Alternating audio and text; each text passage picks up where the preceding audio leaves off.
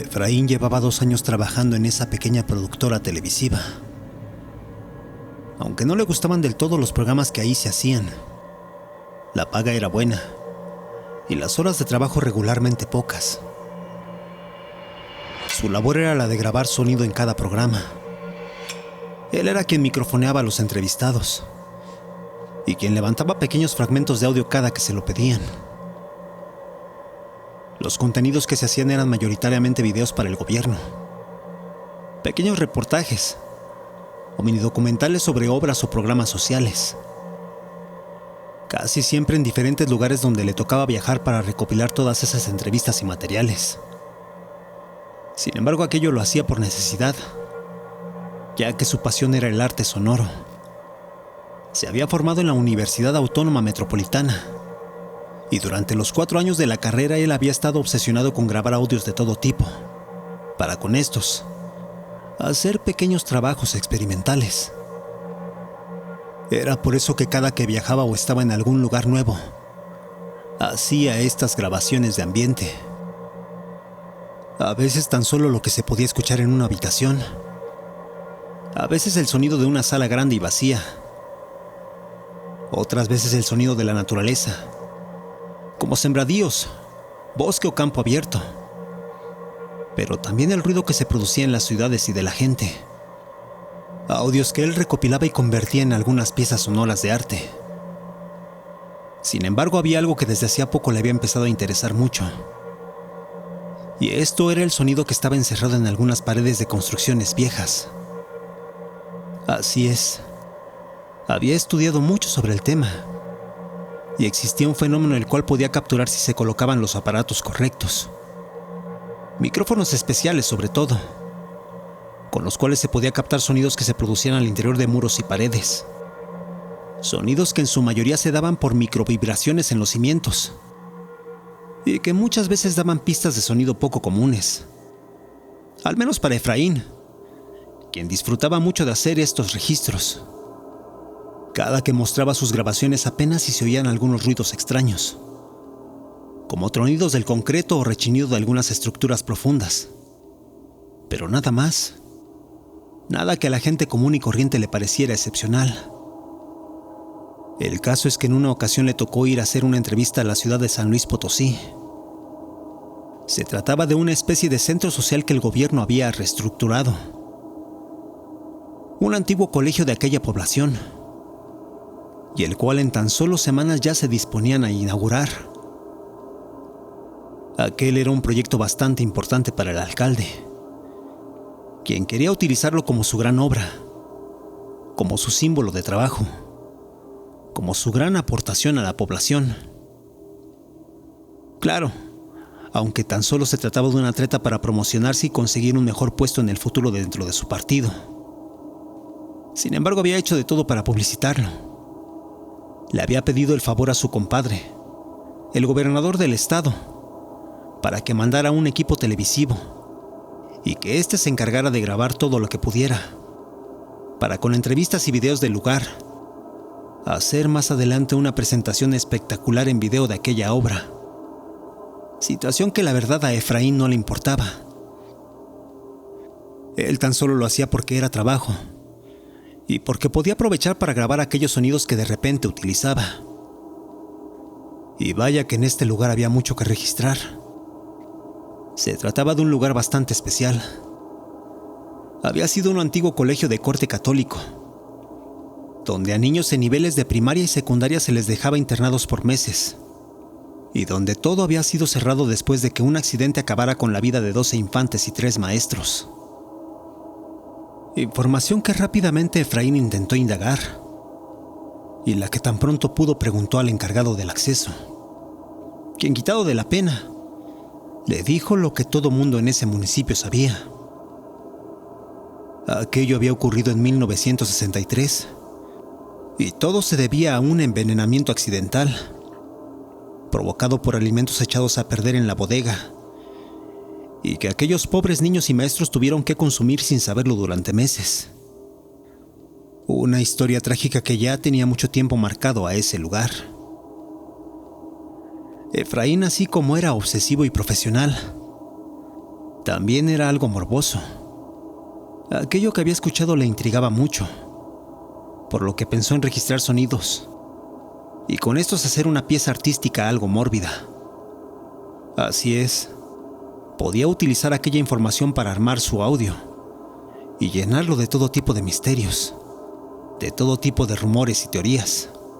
Además estaba la parte técnica, ya que sabía perfectamente que las paredes de ese tipo de lugares podían darle buenos sonidos, porque se trataba de un lugar realmente viejo, intervenido y recientemente reestructurado, situación que da las condiciones exactas para que aquel lugar pudiera darle sonidos extraños. Fue por eso que tan pronto se terminaron las entrevistas hechas a los encargados de la obra en el nuevo complejo, Efraín colocó varios micrófonos y dejó grabando todo lo que ahí sucediera. Esa tarde el joven se fue a comer con sus compañeros de trabajo, con María, la directora del proyecto, y Raúl, el camarógrafo del equipo. Los tres se llevaban bien, y de vez en cuando, cada que salían a grabar afuera de la Ciudad de México, acostumbraban ir a los lugares nocturnos, acudiendo a bares, cantinas o algunos antros locales. Todo con tal de vez en cuando, pasar una noche de parranda en cada viaje. Ese día aún faltaba un par de entrevistas en el centro social, las cuales realizarían al día siguiente, por lo que, sabiendo que solo estarían esa noche, decidieron quedar de acuerdo para salir de parranda esa misma tarde. Y así, al día siguiente terminar con las entrevistas y regresar lo más temprano que pudieran a la Ciudad de México. Fue entonces que, terminando de comer, regresaron para recoger sus cosas. Y ahí fue que Efraín se dio cuenta que algo había sucedido. Al llegar al salón donde había colocado sus micrófonos, estos ya se encontraban fuera de lugar. Así es, la cosa no era tan grave, pero era obvio que alguien había retirado los micrófonos de la pared y movido aquellos otros dos que habían estado registrando en el espacio. Efraín era alguien muy obsesivo con sus aparatos, por lo que al ver que todos estaban fuera de posición, de inmediato se molestó y comenzó a mirar en todos lados. Según él, no se había movido otra cosa. Sus maletas estaban tal y como él las había dejado, pero alguien indudablemente había movido los micrófonos, como si supiera que apartándolos de esa forma, ya no podrían grabar lo que él quería. Fue por eso que de inmediato fue a la entrada para preguntarle al encargado, y bastante descolocado lo cuestionó si es que alguien más había entrado al hogar, si es que alguien más había movido sus cosas. Sus modos eran groseros y agresivos, por lo que el encargado simplemente respondió cortante que mientras él había estado ahí, nadie más se había metido. Aquello no tranquilizó a Efraín. Al contrario, muy molesto, el joven rápidamente comenzó a guardar su equipo. Lo metió en su maleta y se dirigió de inmediato al hotel en el que se quedarían por la noche. Ahí inmediatamente buscó a sus compañeros y les comentó la situación, exagerando un poco los hechos, diciendo que ya le faltaban algunas cosas de entre sus pertenencias. Cuando lo cuestionaron sobre qué se había perdido, él respondió que nada de valor, nada que realmente importara, pero que eso no era lo importante, sino que alguien más se había metido con sus cosas. El joven en verdad estaba molesto, por lo que al ver que la directora y el camarógrafo no se alarmaban, que no lo veían como algo grave, simplemente se indignó y prefirió declinar para salir con ellos esa noche. Y es que Efraín, la verdad es que era bastante exagerado. Odiaba que alguien más tocara sus aparatos, cosa que durante un tiempo María y el camarógrafo ya habían notado en él, quienes al oír sus quejas seguramente prefirieron no seguir el juego. El caso es que Efraín no estaba a gusto. Se sentía muy incómodo, molesto. Quería saber quién había tocado sus cosas, quién había movido sus aparatos y buscando una forma de averiguarlo. Fue que esa misma noche se puso a revisar toda la grabación de sus audios. Aquello eran alrededor de 5 horas de grabaciones, las cuales revisó minuciosamente y en las cuales descubrió algo que jamás había esperado. Pensando que escucharía voces de alguien que se había metido a esa sala, fue que al cabo de 40 minutos de grabación en cada una de las 4 pistas, escuchó algo que no entendía del todo. Se trataba de un ambiente en el cual se reflejaba claramente a un grupo de niños que estaban jugando en un patio. Pero aquello no tenía lógica. Aquello era imposible. No podía haber ocurrido en aquel lugar, ya que lo que allí había era un salón lleno de computadoras y libros, y el ambiente que recién había escuchado era claro que había sucedido a la intemperie. Aquello no tenía lógica. Aquello no podía haber sido registrado de esa forma. Efraín era un experto en el sonido, y si no fuera porque eran sus propios aparatos y micrófonos, él juraría que alguien había alterado aquellas grabaciones. Sin embargo, no era tan fácil. Técnicamente era imposible que en tan solo 2 horas alguien hubiera modificado todo. Además estaba lo que se escuchaba, de que todo aquello sucedía al mismo tiempo en cada grabación, con diferentes perspectivas de cada uno de los micrófonos. Aquello era imposible. Aquello no podía explicárselo a sí mismo. Por lo que aún desvelado y sin dormir, fue con sus compañeros para contarles lo que había descubierto. Aquello en un principio no lo creyeron. Pensaron que era una más de las exageraciones de Efraín. Pero al mostrarles cada uno de los fragmentos, cada una de las 4 grabaciones, y escuchar que se oían idénticas pero grabadas desde diferentes posiciones, fue que quedaron algo desconcertados. Aquello no había forma de explicarlo, y lo único que hicieron fue pensar que tal vez se trataba de algún incidente raro, o de algo que alguien más hubiera hecho sin que fuera visto. Pero era imposible. Nadie más había entrado. Y para Efraín, aquellos audios eran auténticos. Más tarde terminaron de grabar las entrevistas del lugar. Y antes de irse, Efraín fue con el encargado del acceso para contarle todo lo que había descubierto. Al mostrárselo a ese señor quedó pasmado. El hombre no cuestionó la rara teoría de Efraín.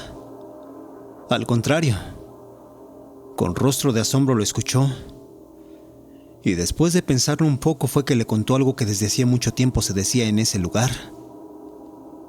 Resulta que ahí, en ese viejo colegio, de repente se veían y escuchaban algunas cosas.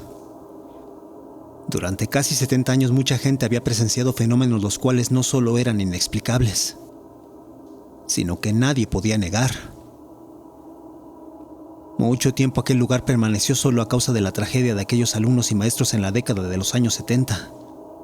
Pero con el tiempo quisieron hacer de todo con la edificación. El primer caso sucedió por ahí de los años 70, cuando quisieron dárselo a la iglesia. En aquel momento lo habitó un cura que tenía la tarea de hacerlo de nuevo un templo. Cuando llegó comenzó a trabajar en él. Se puso a sacar cosas junto con un grupo de 10 trabajadores. Y mientras escombraban era que de pronto podían ver cosas. De la nada veían a niños corriendo entre los pasillos. Pequeñitos de entre 6 y 10 años que parecían jugar.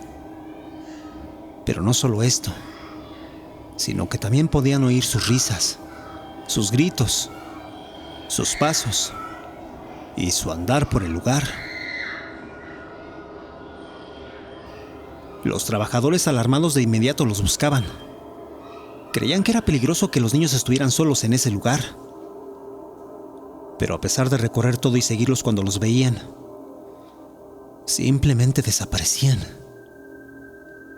Aquello al principio no creían que se tratara de algo relacionado con fantasmas, razón por la cual reportaron todo a las autoridades, creyendo que se trataban de niños que vivían en la población más cercana, ubicada a unos 3 kilómetros del lugar. Sin embargo, nada. Nunca pudieron encontrar a nadie que viniera desde allá. Pasadas las semanas, el padre junto con sus trabajadores comenzaron a llevar material de construcción para levantar la pequeña capilla. Sin embargo, ahí fue cuando todo se volvió agresivo e impredecible. De la nada, por las noches al sacerdote le gritaban al lado de su cama. Lo despertaban con tremendos lamentos que parecían ser de niños. Terribles gritos de dolor, los cuales se escuchaba tanto cerca de él como en todos los pasillos del lugar. Aquello, se dice, asustó mucho al padre, quien, tratando de ayudar, bendijo el lugar. Sin embargo, aquello fue inútil, porque eso solamente exacerbó los fenómenos. Por las noches ya no solo oía aquellos quejidos de niños, sino que entrada la madrugada ya le abrían las puertas, le tiraban cosas, le jalaban las cobijas e incluso llegaban a tomarlo de las piernas, situación que el pobre padre no pudo aguantar.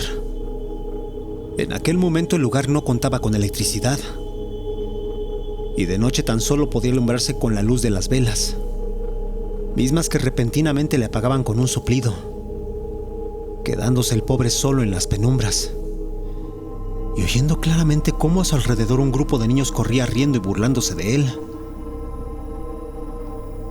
Aquello hizo que el lugar quedara solo por varios años.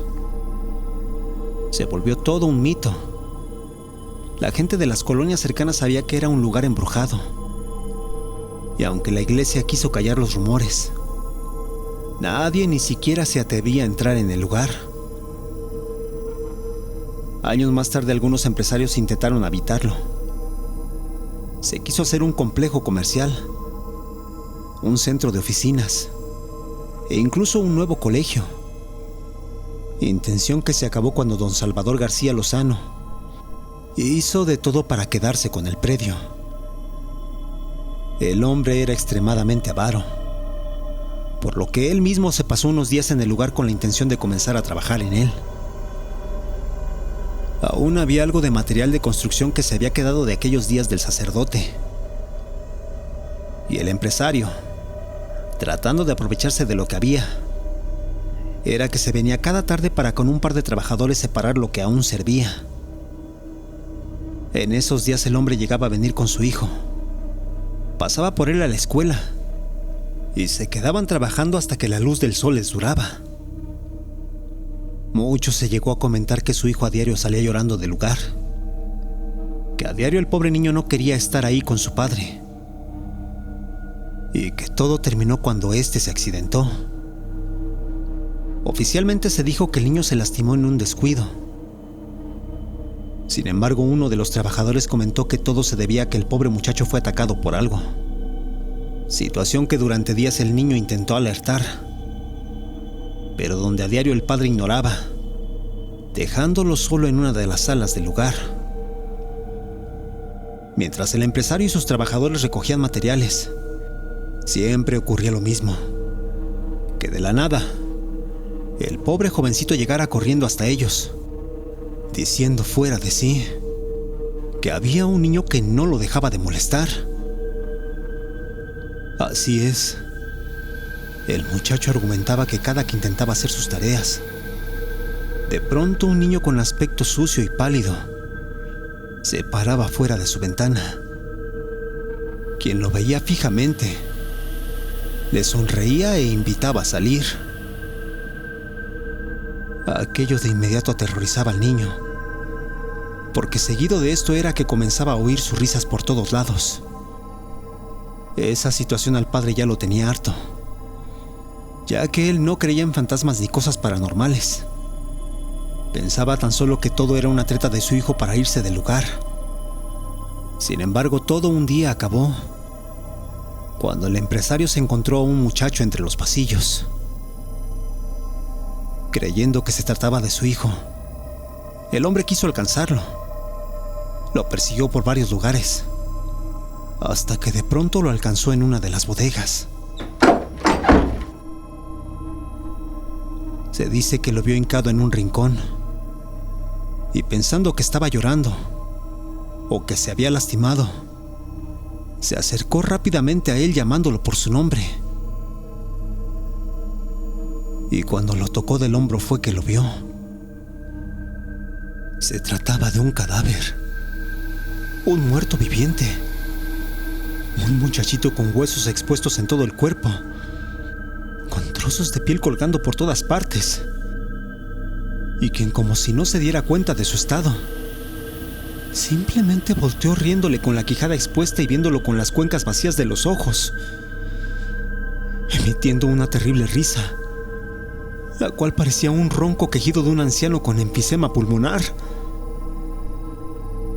Aquello fue lo que hizo que el hombre saliera rápidamente del lugar, y al tratar de salir de la bodega, fue que empujó con todas sus fuerzas la puerta, aventando a su hijo que había estado buscándolo. De aquello el muchacho resultó con una fractura en el brazo, y el empresario simplemente abandonó sus ganas de aprovecharse de la construcción. El tiempo pasó, y más tarde, por ahí de iniciados los años 2000, hubo algunos intentos de utilizar el lugar, todos sin éxito, ya que siempre los trabajadores que eran enviados a laborar se quejaban de esos fenómenos extraños, sobre todo en espacios oscuros o con poca luz. Sin embargo, todo pareció terminar cuando el alcalde, previendo una situación similar, envió a 50 agentes con maquinaria pesada, quienes de un solo tajo derribaron los techos y limpiaron los espacios en cuestión de horas. Aquella estructura en un día era otra, y con los puros muros y columnas fue que por fin se pudo trabajar.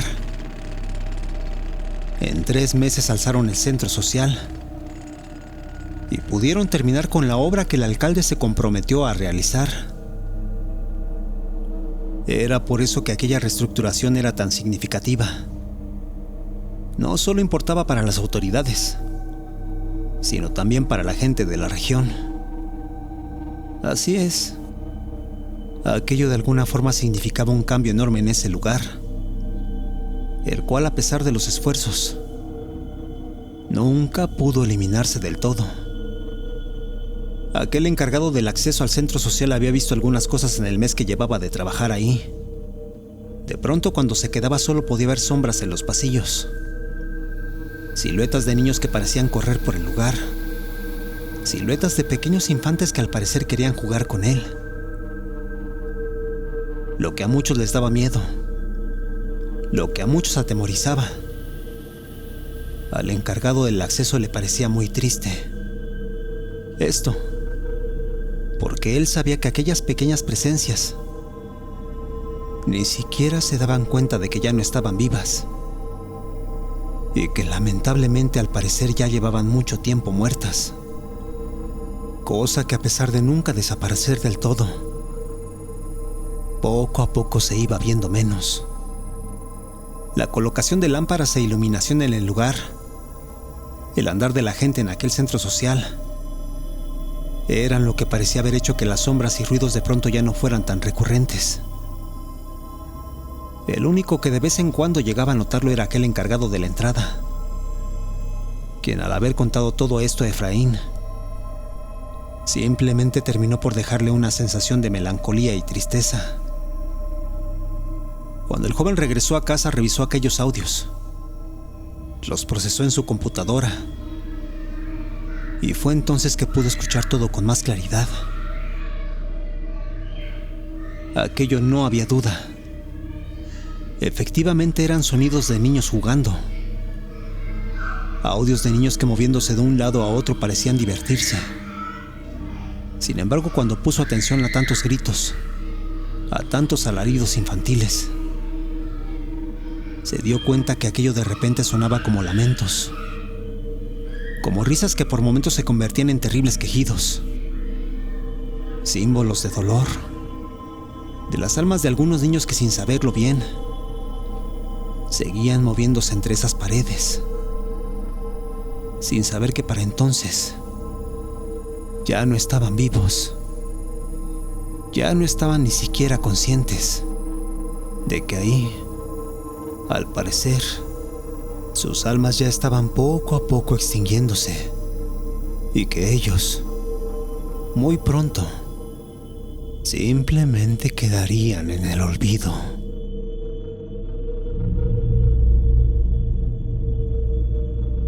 Gracias por escucharnos. Si te gustó lo que has oído, te pedimos nos regales un like, te suscribas y compartas. Esto es Radio Caníbal.